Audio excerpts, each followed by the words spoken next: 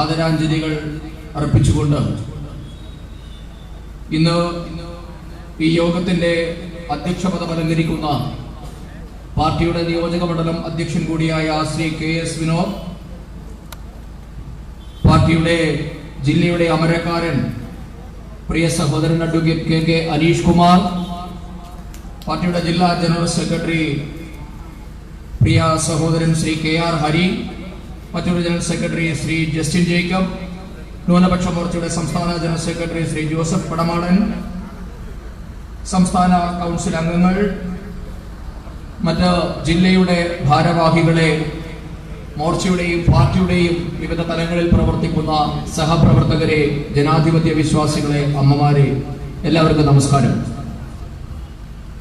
16 വർഷങ്ങൾക്ക് മുൻപ് കമ്മ്യൂണിസ്റ്റ് പാർട്ടിയുടെയും മതഭീകര സംഘടനകളുടെയും ഗൂഢാലോചനയ്ക്ക് ഇരയായ നമ്മളുടെ ധീര സഹപ്രവർത്തകനാണ് ശ്രീ സതീഷ്.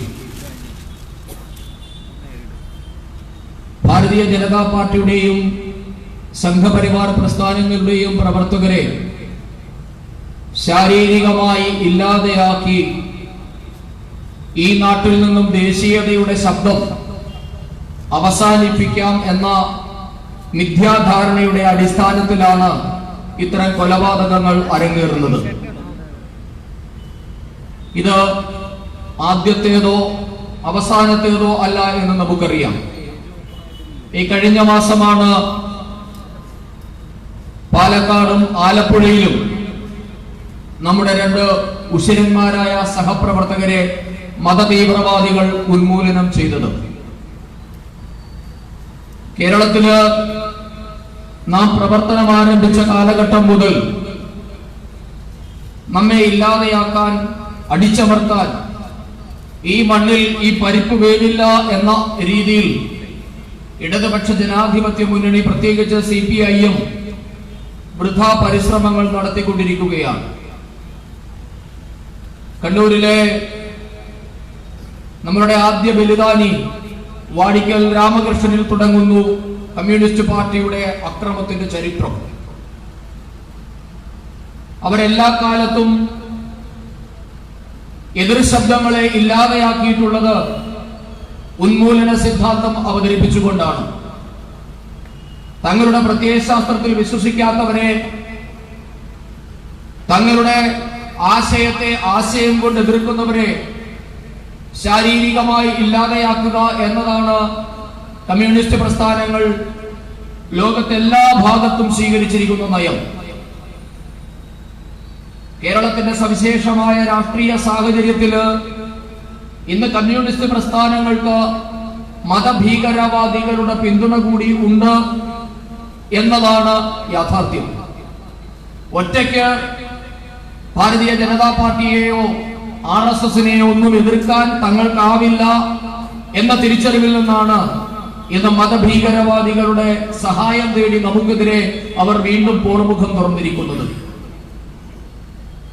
2019 തെരഞ്ഞെടുപ്പില് രണ്ടാമത് പിണറായി വിജയൻ സർക്കാർ അധികാരത്തിലെത്തിയത് എങ്ങനെയാണ് എന്ന് നമുക്ക് എല്ലാവർക്കും അറിയാം. തുടർഭരണമെന്ന കമ്മ്യൂണിസ്റ്റ് പാർട്ടിയുടെ എക്കാലത്തെയും സ്വപ്നത്തിന് സഹായം ചെയ്തു കൊടുത്തത് ഈ നാട്ടിലെ മതഭീകരവാദികളായിരുന്നു. മതഭീകരതയുടെ തോളിലേറിയാണ് പിണറായി വിജയൻ കേരളത്തിൽ രണ്ടാമതും അധികാരത്തിലെത്തിയത്. രണ്ടാമതും അധികാരത്തിലെത്തിയപ്പോ കമ്മ്യൂണിസ്റ്റ് പ്രസ്ഥാനം ആയുധം താഴെ വെക്കും എന്നാണ് നാം പ്രതീക്ഷിച്ചത്. കാരണം അവർക്ക് കൊലപാതകങ്ങൾ അധികാരത്തിലേറാനുള്ള ഉപായമാണ്. അതുകൊണ്ട് തുടർഭരണം കിട്ടിയപ്പോൾ സ്വാഭാവികമായും കമ്മ്യൂണിസ്റ്റ് പാർട്ടികൾ ആയുധം താഴെ വെക്കുമെന്ന് നാം പ്രതീക്ഷിച്ചു. എതിർക്കാൻ പറ്റാത്തതിനാൽ ഈ നാട്ടിലെ സംഘപരിവാർ പ്രവർത്തകരെ മുഴുവൻ ഇല്ലായ്മ ചെയ്യുന്നതിന് മതഭീകരവാദികൾക്ക് കൊട്ടേഷൻ കൊടുക്കുകയാണ് പിണറായി വിജയൻ സർക്കാർ ചെയ്തിട്ടുള്ളത്. നേർക്കുനേർ ഏറ്റുമുട്ടാൻ വയ്യാത്ത കമ്മ്യൂണിസ്റ്റ് പാർട്ടി ആശയം കൊണ്ട് ഭാരതീയ ജനതാ പാർട്ടിയെയോ സംഘപ്രസ്ഥാനങ്ങളെയോ ഇല്ലാതാക്കാൻ സാധിക്കില്ല എന്ന തിരിച്ചറിവിൽ നിന്നാണ് മതഭീകരവാദികളുടെ മറവിൽ അഭയം തേടി നമ്മെ അവർ വേട്ടയാടുന്നത്.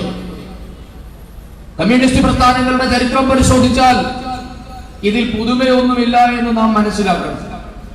കാരണം 1920 അങ്ങ് റഷ്യയിലെ താഷ്കെന്റിലാണ് ഇന്ത്യയുടെ കമ്മ്യൂണിസ്റ്റ് പ്രസ്ഥാനം രൂപം കൊണ്ടിട്ടുള്ളത് എന്ന് നമുക്ക് എല്ലാവർക്കും അറിയാം. 1917 റഷ്യൻ ഒക്ടോബർ വിപ്ലവം, അതിനുശേഷം അധികാരത്തിലെത്തിയ ലെനിന്റെ സങ്കല്പമായിരുന്നു ലോകം മുഴുവൻ കമ്മ്യൂണിസ്റ്റ് പ്രസ്ഥാനങ്ങൾക്ക് ജീവൻ കൊടുക്കുക, അല്ലെങ്കിൽ കമ്മ്യൂണിസ്റ്റ് പാർട്ടികൾ രൂപീകരിക്കുക എന്നുള്ളത്. കമ്മ്യൂണിസ്റ്റ് ഇന്റർനാഷണൽ എന്നറിയപ്പെടുന്ന കോമിന്റേൺ, ആ രണ്ടാം കോമിന്റേണിൽ എടുത്ത തീരുമാനപ്രകാരമാണ് ഇന്ത്യ അടക്കമുള്ള ഏഷ്യൻ രാജ്യങ്ങളിൽ കമ്മ്യൂണിസ്റ്റ് പാർട്ടികൾ രൂപീകരിക്കാനുള്ള തീരുമാനം കൈക്കൊണ്ടത്. നാം ചരിത്ര വിദ്യാർത്ഥികൾ എന്ന നിലയിൽ മനസ്സിലാക്കേണ്ട ഒരു വസ്തുതയുണ്ട്. ആരാണ് ഇന്ത്യയിലെ കമ്മ്യൂണിസ്റ്റ് പ്രസ്ഥാനങ്ങൾക്ക് ബീജാവാപം ചെയ്തത്, അല്ലെങ്കിൽ ആരാണ് ഇന്ത്യയിലെ കമ്മ്യൂണിസ്റ്റ് പ്രസ്ഥാനങ്ങളുടെ രൂപീകരണത്തിന് ചുക്കാൻ പിടിച്ചത്? ഈ ചോദ്യത്തിന് ഉത്തരം തേടുമ്പോഴാണ് മതമൗലികവാദികളും അല്ലെങ്കിൽ ജിഹാദി ഭീകരരും കമ്മ്യൂണിസവും തമ്മിലുള്ള അഭേദ്യമായ ബന്ധം നമുക്ക് മനസ്സിലാക്കാൻ സാധിക്കുന്നത്. 1920 റഷ്യയിലെ താഷ്കെന്റിൽ മാനവേന്ദ്രനാഥ റോയ് എന്നറിയപ്പെടുന്ന MN റോയിയുടെ നേതൃത്വത്തിലുള്ള 7 പേരാണ് ഇന്ത്യയിലെ കമ്മ്യൂണിസ്റ്റ് പ്രസ്ഥാനങ്ങൾക്ക് തുടക്കം കുറിച്ചത്. MN റോയും അദ്ദേഹത്തിന്റെ ഭാര്യ റോസ ഫിറ്റിംഗോഫ്, അബനി മുഖർജി, അദ്ദേഹത്തിന്റെ ഭാര്യ MN റോയുടെ ഭാര്യ എവലിൻ ട്രെൻഡ് റോയ്, അബനി മുഖർജിയുടെ ഭാര്യ റോസ ഫിറ്റിംഗോഫ്, മാന്തയം പാർത്ഥസാരഥി തിരുമലൈ ആചാര്യ, മുഹമ്മദ് ഷഫീഖ് സിദ്ദിഖി, മുഹമ്മദ് ഷഫീഖ്, ഇങ്ങനെ 7 പേർ ചേർന്നാണ് ഇന്ത്യയിലെ കമ്മ്യൂണിസ്റ്റ് പ്രസ്ഥാനങ്ങളുടെ തുടക്കം അങ്ങ് റഷ്യയിൽ കുറിച്ചത്. ഇതിലെന്താണ് അസ്വാഭാവികത എന്ന് നോക്കുമ്പോഴാണ് നാം മനസ്സിലാക്കുന്നത്, MN റോയും അബനി മുഖർജിയെ പോലെയുള്ളവർ വർഷങ്ങളായി റഷ്യയിലും ജർമ്മനിയിലും ഒക്കെ കമ്മ്യൂണിസ്റ്റ് പ്രസ്ഥാനത്തിന് വേണ്ടി പ്രവർത്തിച്ച, കമ്മ്യൂണിസ്റ്റ് ആശയങ്ങളുമായി ബന്ധപ്പെട്ട് പ്രവർത്തിക്കുന്നവരായിരുന്നു. പക്ഷേ മുഹമ്മദ് ഷഫീഖും മുഹമ്മദ് സിദ്ദിഖിയും എന്ന് പറയുന്ന 2 പേർ അവരാരായിരുന്നു എന്ന് നാം തിരിച്ചറിയണം. ഇന്ത്യയുടെ സ്വാതന്ത്ര്യ സമരവുമായി ബന്ധപ്പെട്ട് അങ്ങ് തുർക്കിയിലെ ഖലീഫയെ സ്ഥാനഭ്രഷ്ടനാക്കിയ പ്രക്ഷോഭം നമുക്കറിയാം. തുർക്കിയിലെ ഖലീഫയെ സ്ഥാനഭ്രഷ്ടനാക്കിയ ബ്രിട്ടീഷുകാർക്കെതിരെ ഇന്ത്യയിലെ മുസ്ലിങ്ങൾ അണിചേരണം, ബ്രിട്ടനെതിരായ പോരാട്ടത്തിന് ഇതും കൂടി ഉപയോഗിക്കാമെന്ന ഗാന്ധിജിയുടെ ചിന്താഗതിയിൽ നിന്നാണ് ഇന്ത്യയിലെ ഖിലാഫത്ത് മൂവ്മെന്റ് ഉണ്ടാകുന്നത്. ആ ഖിലാഫത്ത് മൂവ്മെന്റിനെ പിന്തുണയ്ക്കാൻ ഗാന്ധിജിയാണ് തീരുമാനമെടുത്തത്. അത് ചരിത്രം, ഞാൻ അതിലേക്ക് കടക്കുന്നില്ല. അപ്പൊ ഇന്ത്യയിലെ ഖിലാഫത്ത് മൂവ്മെന്റ്, അതുമായി ബന്ധപ്പെട്ട് ഭാരതത്തിൽ ഒരു ഹിജ്റത്ത് മൂവ്മെന്റ് ഉണ്ടായിരുന്നു. എന്താ ഈ ഹിജ്റത്ത് മൂവ്മെന്റ് എന്ന് പറഞ്ഞാൽ? ഹിജ്റത്ത് മൂവ്മെന്റ് എന്ന് പറഞ്ഞാൽ ഭാരതം തങ്ങളുടെ മാതൃഭൂമി അല്ല എന്ന് ഇന്ത്യയിലെ മുസ്ലിം യുവത്വം തീരുമാനിക്കുകയാണ്. എല്ലാ മുസ്ലിങ്ങളും അല്ല കേട്ടോ, മതമൗലികവാദികളായ മുസ്ലിം യുവാക്കൾ ചേർന്നൊരു തീരുമാനമെടുത്തു, ഭാരതം തങ്ങളുടെ മാതൃഭൂമിയല്ല, അതുകൊണ്ട് ദാരുൽ അറബ്, അതായത് സംഘർഷങ്ങളുടെ നാടായ ഭാരതം വിട്ട് ദാരുൽ അമൻ, ശാന്തിയുടെ നാടായ തുർക്കിയിലേക്കോ സിറിയയിലേക്കോ കുടിയേറുക, അഫ്ഗാനിലേക്കോ തുർക്കിയിലേക്കോ കുടിയേറുക. ഇതാണ് ഹിജ്റത്ത് മൂവ്മെന്റ്. അപ്പൊ ഭാരതം തങ്ങളുടെ മാതൃഭൂമി അല്ല എന്ന് പ്രഖ്യാപിച്ച് ഭാരതത്തിൽ നിന്നും കുടിയേറിയവരായിരുന്നു മുഹമ്മദ് സിദ്ദിഖിയും മുഹമ്മദ് ഷഫീഖും. അതായത് ഈ രാഷ്ട്രവിരുദ്ധ പ്രവർത്തകർ ഈ രാഷ്ട്രം തങ്ങളുടെ മാതൃഭൂമിയല്ല എന്ന് പ്രഖ്യാപിച്ച് ഈ രാഷ്ട്രത്തിനെതിരെ വിശുദ്ധ യുദ്ധം ചെയ്യാൻ പോയവരാണ് ഇന്ത്യയിലെ കമ്മ്യൂണിസ്റ്റ് പ്രസ്ഥാനത്തിന് രൂപം നൽകിയത് എന്ന് നാം തിരിച്ചറിയണം. അന്ന് തുടങ്ങിയതാണ് ഇന്ത്യയിലെ കമ്മ്യൂണിസ്റ്റുകളും ജിഹാദി ഭീകരരും തമ്മിലുള്ള അവിശുദ്ധമായ കൂട്ടുകെട്ട്. ആ കൂട്ടുകെട്ടാണ് ഇന്നും നിർബാധം തുടർന്നു വരുന്നത്. ഭാരതത്തിന്റെ പ്രത്യേക സാഹചര്യത്തിൽ കമ്മ്യൂണിസ്റ്റ് പാർട്ടിക്ക് ഇന്ത്യയിൽ എങ്ങും വേരുറപ്പിക്കാൻ സാധിച്ചിട്ടില്ല എന്ന് നമുക്കറിയാം. ത്രിപുരയിലും ബംഗാളിലും ആന്ധ്രാപ്രദേശിന്റെ ഏതാനും ഭാഗങ്ങളിലും ബീഹാറിലും പിന്നെ കേരളത്തിലും മാത്രമായിരുന്നു ഈ കഴിഞ്ഞ 100 വർഷം കൊണ്ട് കമ്മ്യൂണിസ്റ്റ് പ്രസ്ഥാനങ്ങൾക്ക് വേരുറപ്പിക്കാൻ സാധിച്ചത്, അല്പമെങ്കിലും സ്വാധീനം ചെലുത്താൻ സാധിച്ചത്. പിന്നീട് ഇന്ത്യയുടെ രാഷ്ട്രീയ രംഗത്തുണ്ടായ മാറ്റങ്ങളും കമ്മ്യൂണിസ്റ്റ് പ്രസ്ഥാനം എവിടെ എത്തി നിൽക്കുന്നു എന്നും നമുക്കറിയാം. സമകാലിക വർത്തമാനകാല യാഥാർത്ഥ്യം എന്താണ് എന്ന് നമുക്കറിയാം. ഇന്ത്യയിൽ ഒരിടത്ത് പോലും കമ്മ്യൂണിസ്റ്റ് പ്രസ്ഥാനങ്ങൾക്ക് വേരുറപ്പിക്കാൻ സാധിച്ചിട്ടില്ല. പക്ഷേ അവരാണ് ഈ നാട്ടിലെ എല്ലാ സാമൂഹ്യ വിരുദ്ധന്മാരെയും രാഷ്ട്രവിരുദ്ധ ശക്തികളെയും തേനും പാലും നൽകി ഊട്ടി വളർത്തിയത് എന്നും നാം മനസ്സിലാക്കണം. അപ്പൊ ഞാൻ പറഞ്ഞു വന്നത്, മത തീവ്രവാദികളും കമ്മ്യൂണിസ്റ്റുകളും തമ്മിലുള്ള അവിശുദ്ധമായ ബന്ധം അത് കമ്മ്യൂണിസ്റ്റ് പാർട്ടിയുടെ രൂപീകരണ കാലഘട്ടം മുതൽ ഉള്ളതാണ് എന്ന് നാം മനസ്സിലാക്കിക്കൊള്ളണം. അതിന്റെ പ്രതിഫലനമാണ് ഇന്ന് ഈ 21ാം നൂറ്റാണ്ടിലും 2022 നാം കാണുന്ന ചില സംഭവങ്ങൾ. കമ്മ്യൂണിസ്റ്റ് പ്രസ്ഥാനങ്ങൾക്ക് എന്നും മറയായി നിന്നത് മത തീവ്രവാദികളായിരുന്നു. ഈ നാട്ടിലെ വർഗീയമായ ചേരിതിരിവിന് മുഴുവൻ ചുക്കാൻ പിടിച്ചത് ഈ നാട്ടിലെ കമ്മ്യൂണിസ്റ്റുകളായിരുന്നു. അവരുടെ ചരിത്രം അതാണ് നമ്മോട് പറയുന്നത്. പക്ഷേ കമ്മ്യൂണിസ്റ്റ് പാർട്ടിയുടെ നേതാക്കന്മാര് ജനങ്ങളോട് സംസാരിക്കുമ്പോൾ എന്താ പറയുന്നത്? ഞങ്ങളാണ് ന്യൂനപക്ഷ സംരക്ഷകർ. ശരിയാണ്. അവർ ഏത് ന്യൂനപക്ഷത്തെയാ സംരക്ഷിച്ചത്?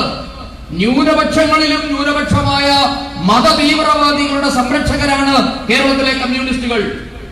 മത തീവ്രവാദികൾ ലോകത്തിലെ അല്ലെങ്കിൽ കേരളത്തിലെ മുഴുവൻ മുസ്ലിങ്ങളുമൊന്നും മത തീവ്രവാദികളാണെന്ന അഭിപ്രായമൊന്നും BJPക്കോ സംഘപരിവാര പ്രസ്ഥാനങ്ങൾക്കോ ഒന്നുമില്ല. അതിനും ദേശീയമായി ചിന്തിക്കുന്ന, മത തീവ്രവാദത്തെ എതിർക്കുന്ന, ജിഹാദിനെ എതിർക്കുന്ന നല്ല മുസ്ലിങ്ങളുമുണ്ട്. ദേശീയവാദികളായ, രാഷ്ട്രസ്നേഹികളായ, സമാജ സ്നേഹികളായ ന്യൂനപക്ഷക്കാരും ഈ നാട്ടിലുണ്ട്. അവരുടെ ഒന്നും സംരക്ഷകരല്ല ഈ നാട്ടിലെ കമ്മ്യൂണിസ്റ്റുകൾ. അവർ സംരക്ഷിക്കുന്നത് ന്യൂനപക്ഷങ്ങളിലും ന്യൂനപക്ഷമായ മത തീവ്രവാദികളെയാണ്. മത തീവ്രവാദികളെയാണ് അവർ തേനും പാലും കൊടുത്ത് ഊട്ടി വളർത്തുന്നത്. അതുകൊണ്ടാണ് അവർക്ക് അബ്ദുൽ നാസർ മദിനി മഹാത്മാ മദിനിയായി മാറുന്നത്. നിങ്ങൾ എവിടെയെങ്കിലും ഏതെങ്കിലും ദേശീയവാദിയായ മുസ്ലിമിനെ കമ്മ്യൂണിസ്റ്റ് പാർട്ടി അംഗീകരിച്ചതായി, ആദരിച്ചതായി നിങ്ങൾ കേട്ടിട്ടുണ്ടോ?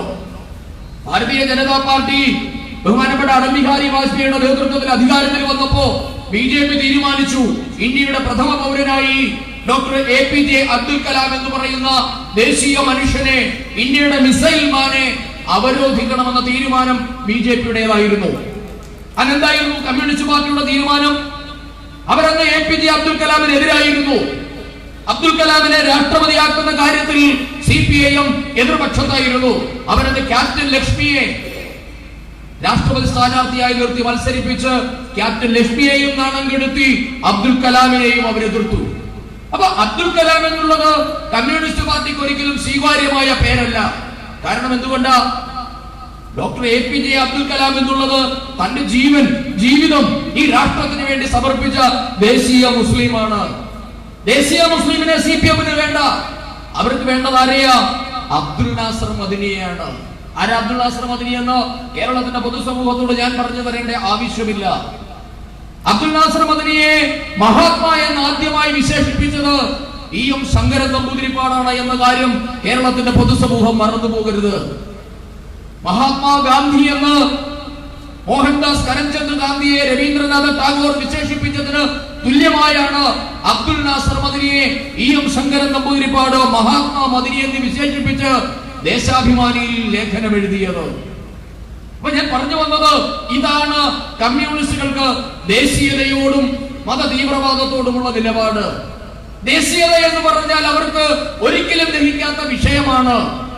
അവരെന്നും ഈ രാഷ്ട്രത്തിനെതിരായിരുന്നു.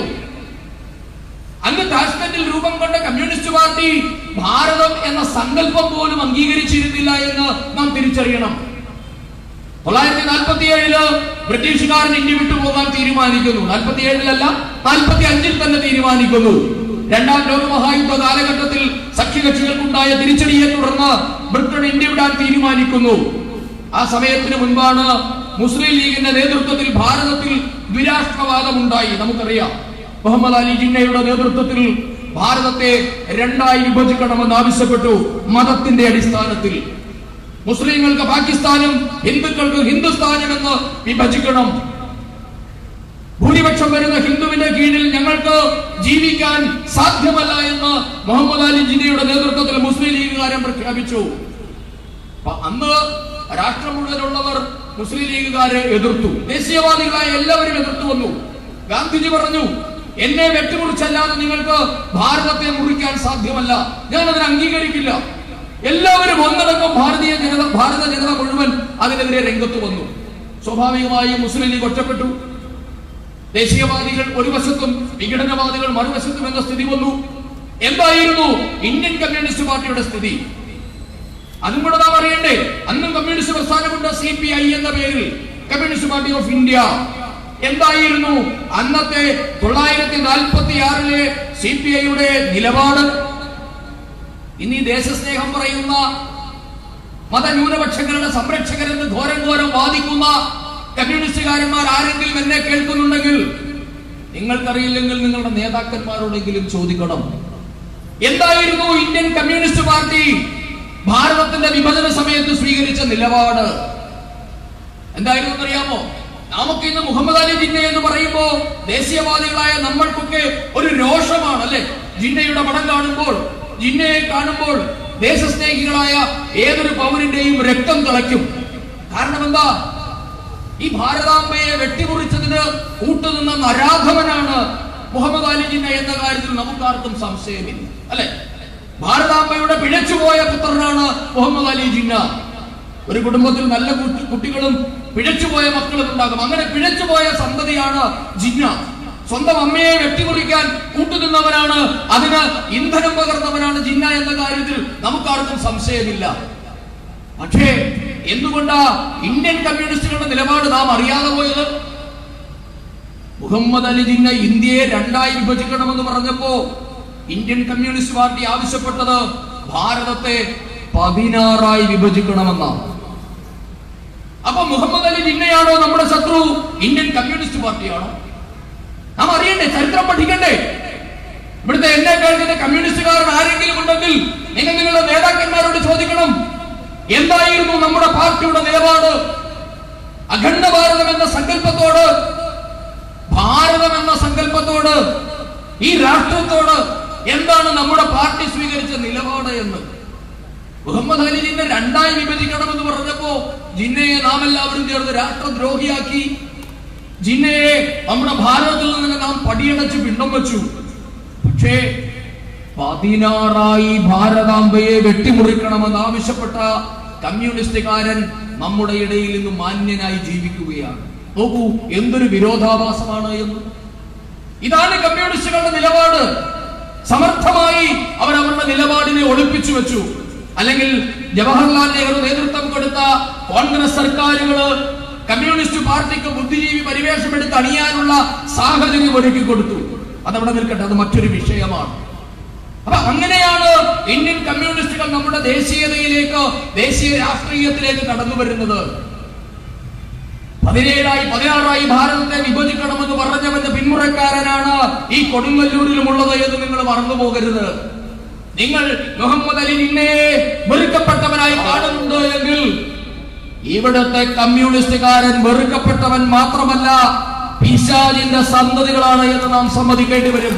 കാരണം ഭാരതത്തെ 16ആയി വിഭജിക്കണമെന്ന് ആവശ്യപ്പെട്ടവരാണ് ഇവര്.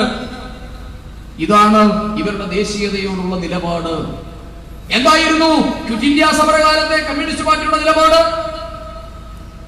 ക്വിറ്റ് ഇന്ത്യ സമരത്തെ ഒറ്റുകൊടുത്തു കമ്മ്യൂണിസ്റ്റുകാരൻ, അല്ലേ?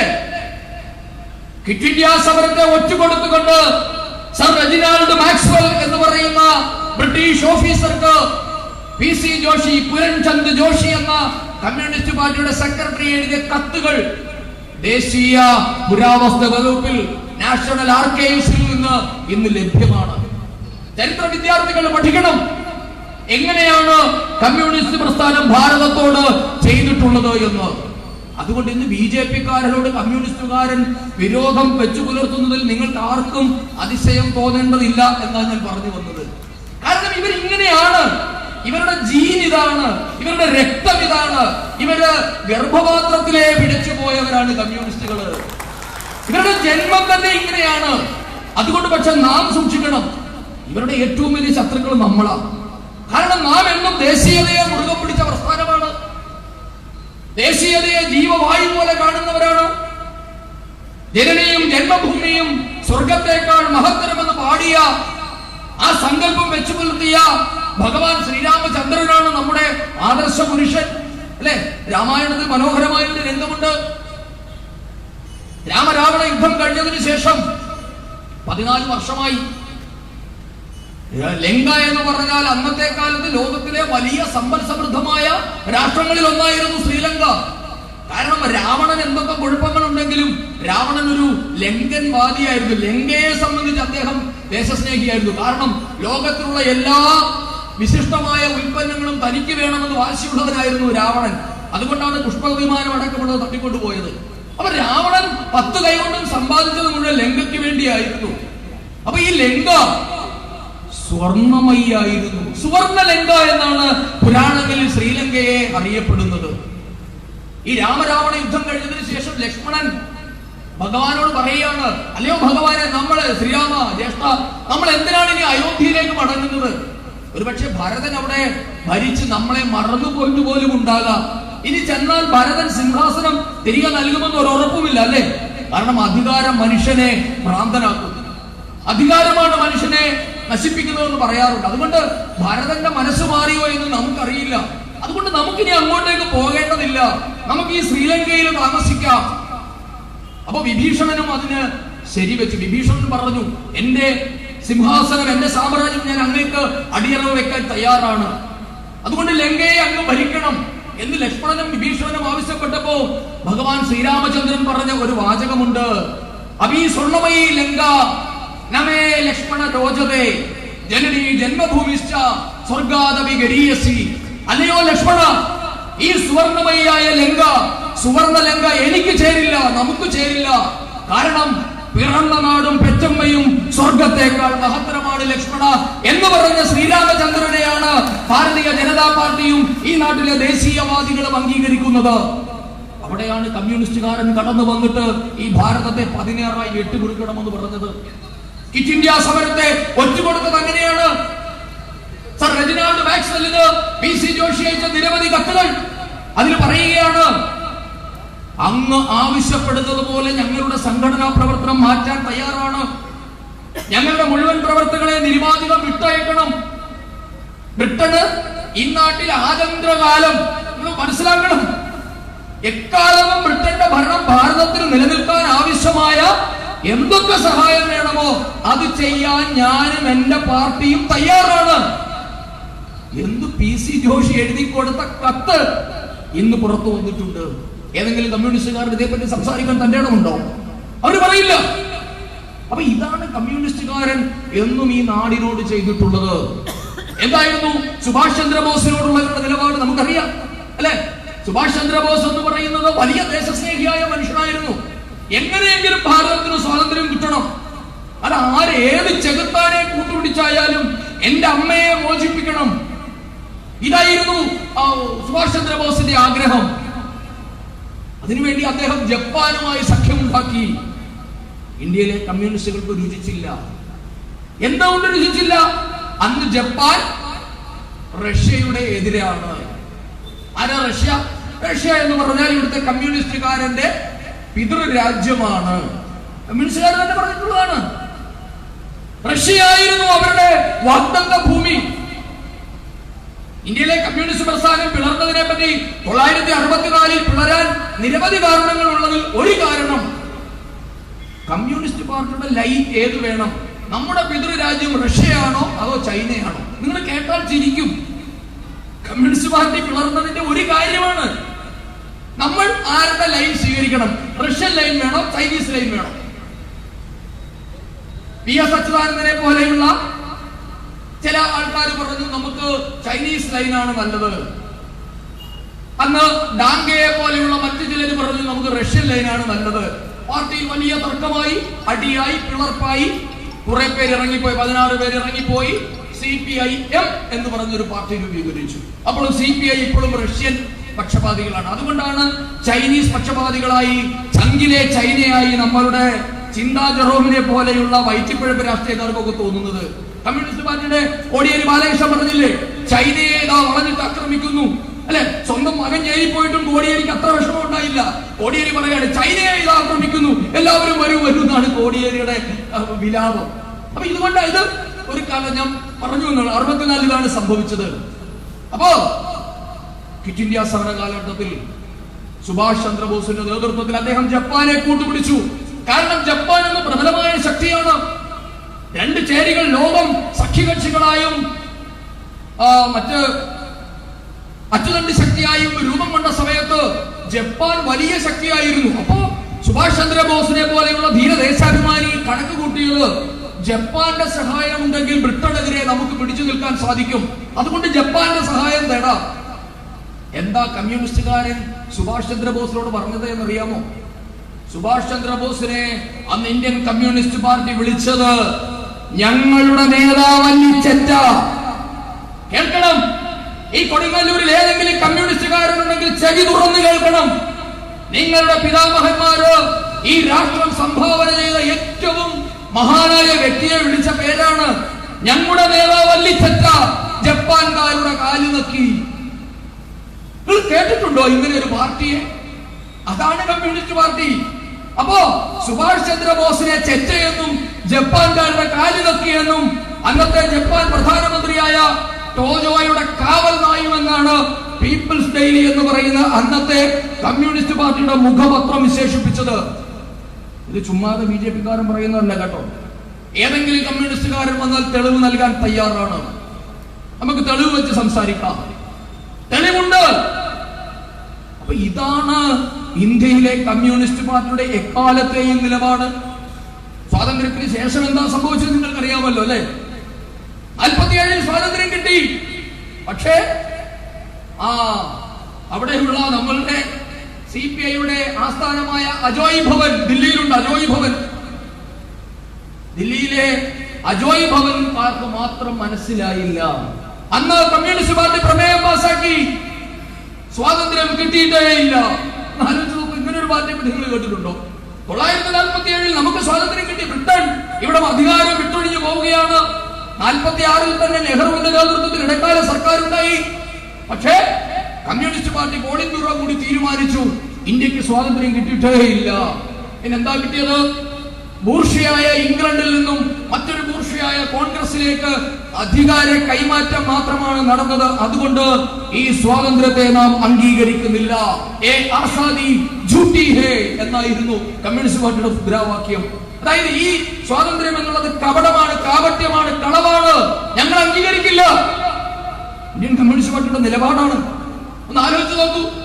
പണ്ട് സീതി ഹാജി, നിങ്ങൾ സീതി ഹാജിയെ പറ്റി കേട്ടിട്ടില്ലേ? മുസ്ലിം ലീഗിന്റെ MLA ആയിരുന്നു സീതി ഹാജി.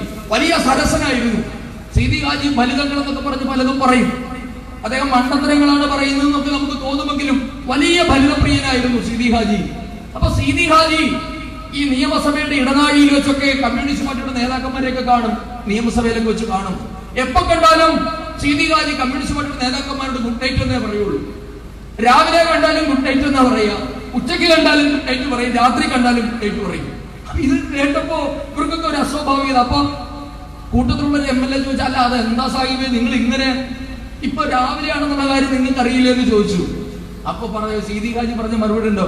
ഓന്റെ പാർട്ടിക്ക് നേരം വെളുത്തിട്ടില്ല പോയാന്ന് അല്ലെ എന്ന് പറഞ്ഞത് പോലെയാണ് കമ്മ്യൂണിസ്റ്റ് പാർട്ടി. അവർക്ക് നേരം വെളുത്തിട്ടില്ല. അതുകൊണ്ടാണ് അവർ പറഞ്ഞത് 47 കിട്ടിയത് സ്വാതന്ത്ര്യമേ അല്ല. പിന്നെ എങ്ങനെ സ്വാതന്ത്ര്യം കിട്ടും? സായുധ സമരം നടത്തണം, വിപ്ലവത്തിന്റെ മാർഗത്തിലൂടെ സായുധ സമരം നടത്തണം. എന്താണ് കൊൽക്കത്ത തെസീസ് അവതരിപ്പിക്കപ്പെട്ടു. കൊൽക്കത്ത തെസീസിൽ പറയുന്നു സായുധ സമരം നമ്മൾ നടത്തണം. അതിനുവേണ്ടി സായുധ സമരത്തിന് വേണ്ടി അവർ തയ്യാറെടുത്തു. VT രണദിവയാണെന്ന് പാർട്ടിയുടെ സെക്രട്ടറി, അതാണ് രണദിവേ തെസീസ് എന്നറിയപ്പെടും.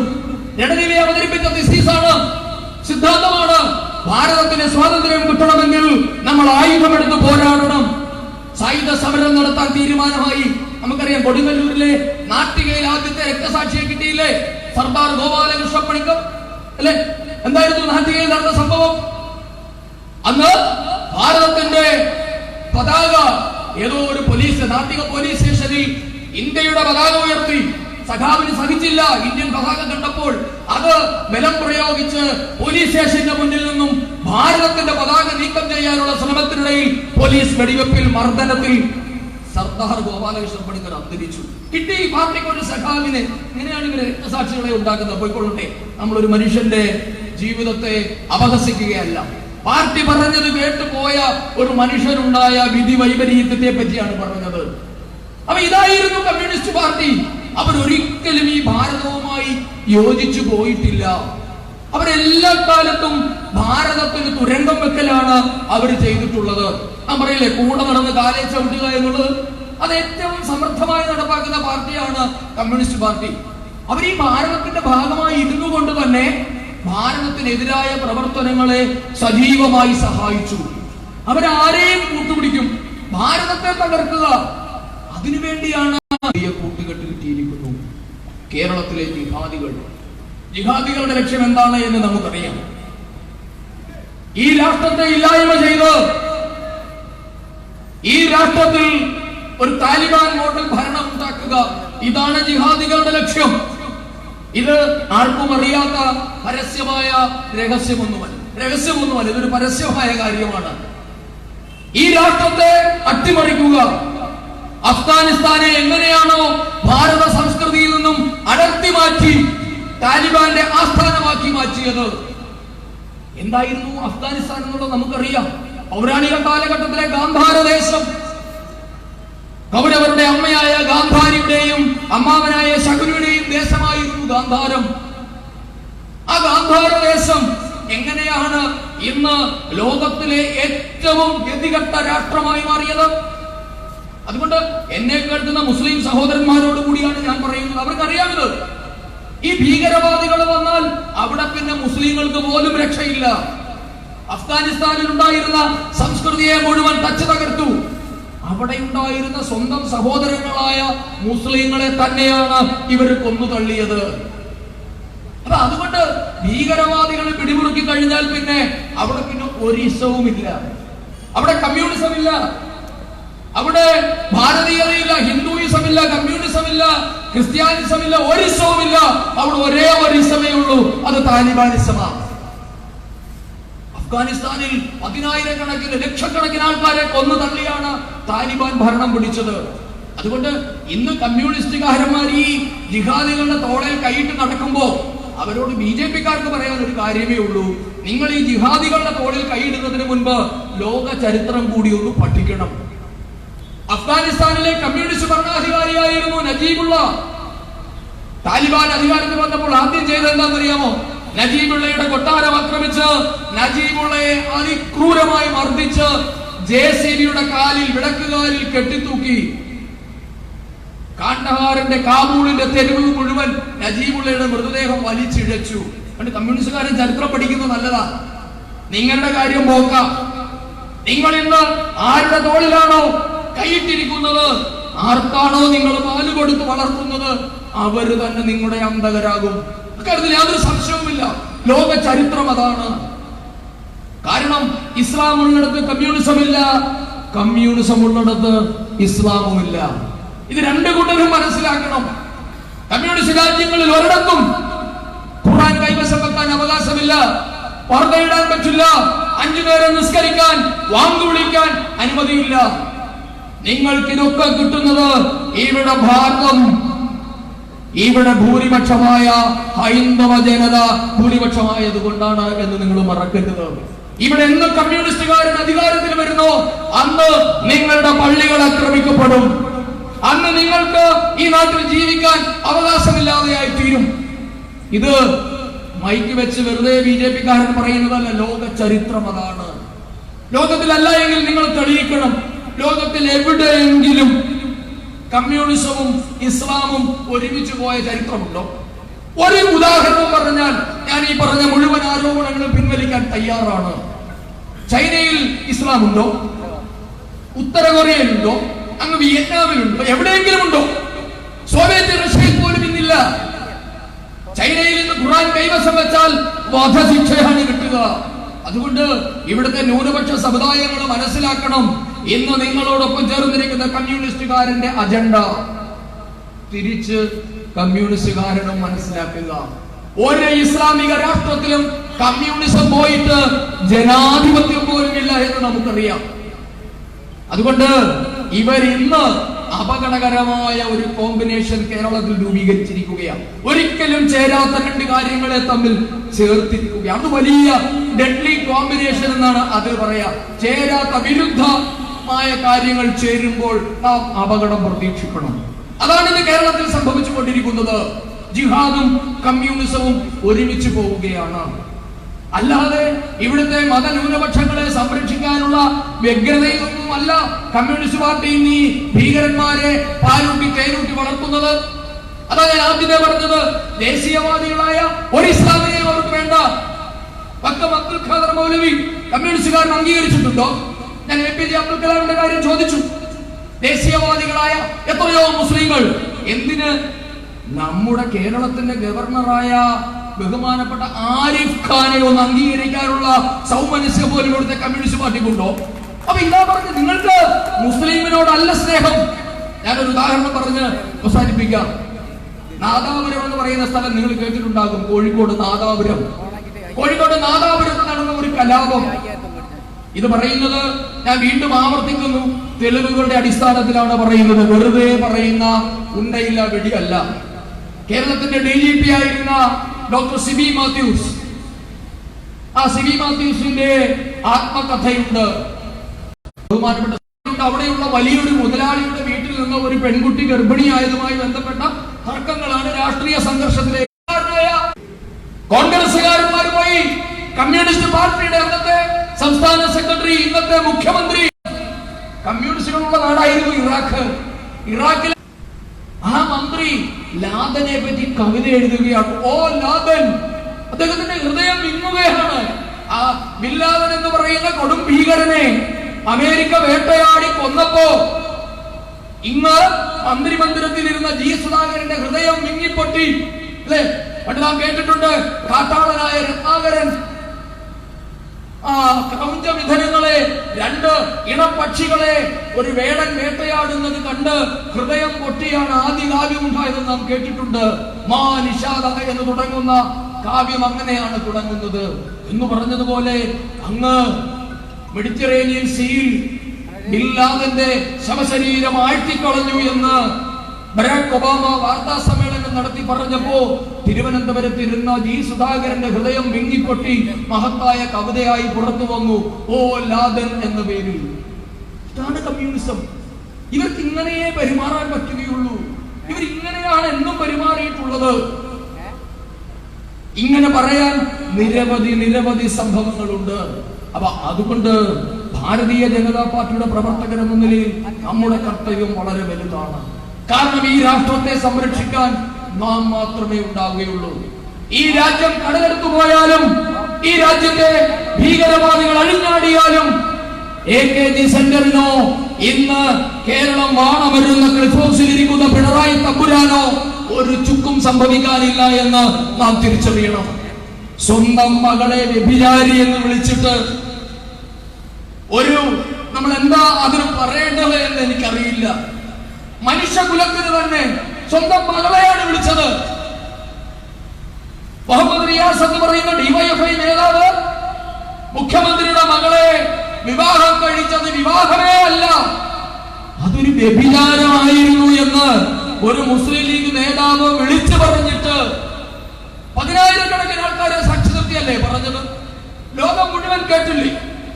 എന്റെയും കൂടെ മുഖ്യമന്ത്രിയല്ലേ പിണറായി വിജയൻ. ആ വീണ എന്ന് പറയുന്ന സഹോദരിക്ക് രാഷ്ട്രീയമായ എത്ര അഭിപ്രായ വ്യത്യാസങ്ങൾ ഉണ്ടെങ്കിലും ഒരു സ്ത്രീയെ അധിക്ഷേപിക്കുന്നത് നമുക്ക് ആർക്കും കണ്ടു നിൽക്കാൻ സാധ്യമല്ല. ആ വീണ എന്ന് പറയുന്ന സഹോദരിക്ക് എത്രമാത്രം മനോവേദന ഉണ്ടായിട്ടുണ്ടാകണം. പക്ഷേ അച്ഛൻ എന്ന നിലയിൽ, ഭർത്താവ് എന്ന നിലയിൽ രണ്ട് പുരുഷന്മാർ അവർക്ക് തുണയായിട്ടുണ്ടായിരുന്നല്ലോ.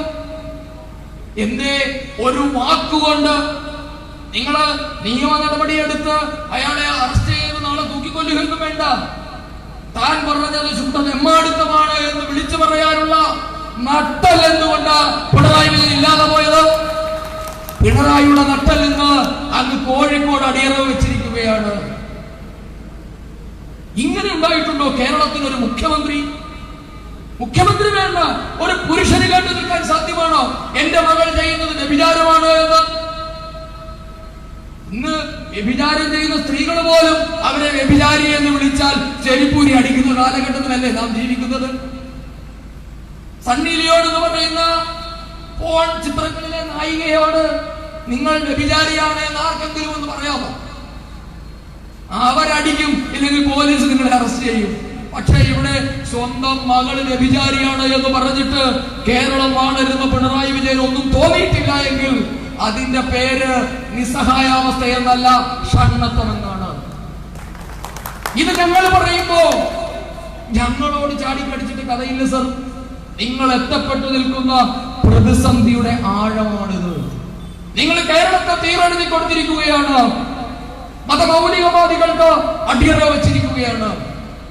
പക്ഷേ ഭാരതീയ ജനതാ പാർട്ടിയുടെ ഒരു പ്രവർത്തകനും ഈ രാഷ്ട്രത്തെ സ്നേഹിക്കുന്ന, ഈ രാഷ്ട്രത്തിന് ജനാധിപത്യവും മതേതരത്വവും ശാന്തിയും സമാധാനവും നിലനിൽക്കണമെന്ന് ആഗ്രഹിക്കുന്ന ഒരു പ്രവർത്തകനും അത് അംഗീകരിച്ചു കൊടുക്കാൻ സാധ്യമല്ല. കാരണം എന്റെ നാട് സിറിയയാകുന്നത് എനിക്കിഷ്ടമല്ല. എന്റെ പെൺകുഞ്ഞുങ്ങൾ, എന്റെ സഹോദരിമാർ, എന്റെ അമ്മമാർ ആത്മാഭിമാനത്തോടെ ജീവിക്കണമെന്ന് ആഗ്രഹിക്കുന്നവനാണ് ഞാൻ.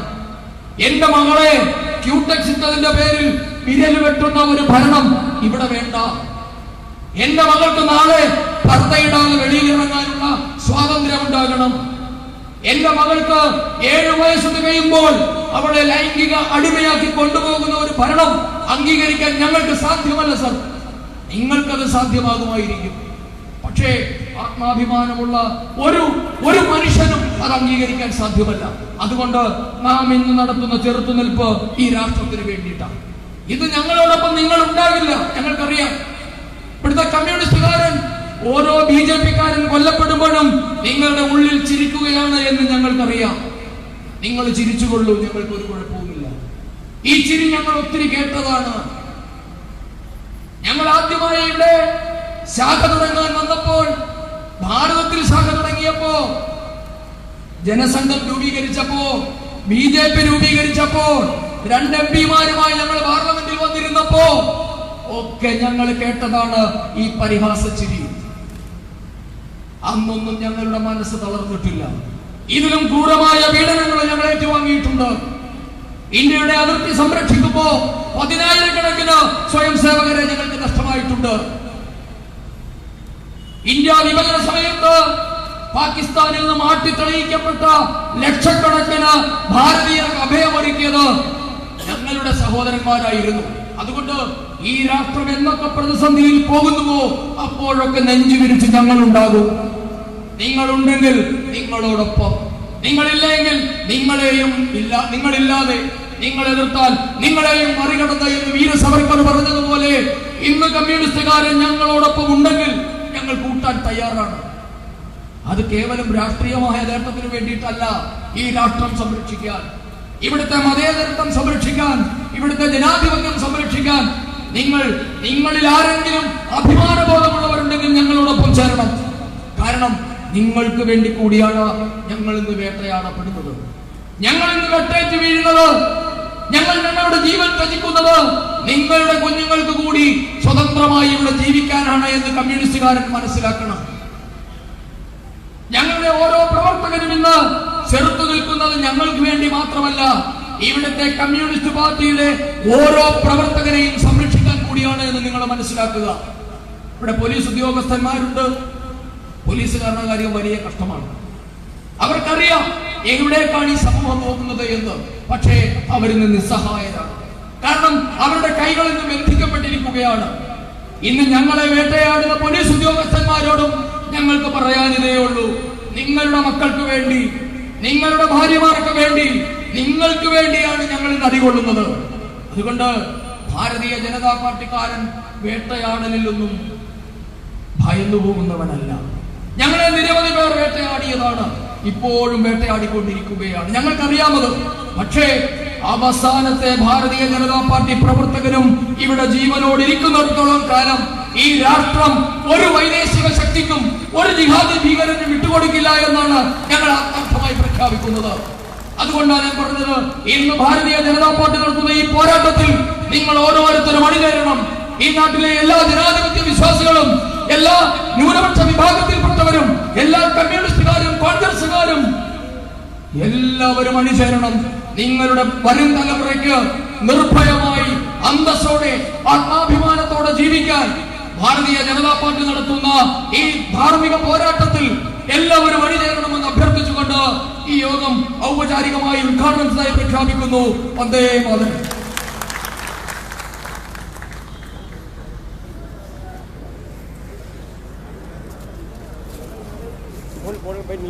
പരിപാടി അങ്ങേ പ്രകാശിക്കാനായിട്ട് മാള മണ്ഡലത്തിലെ പ്രസിഡന്റായിട്ടുള്ള അനൂപിനെ ക്ഷണിക്കുന്നു.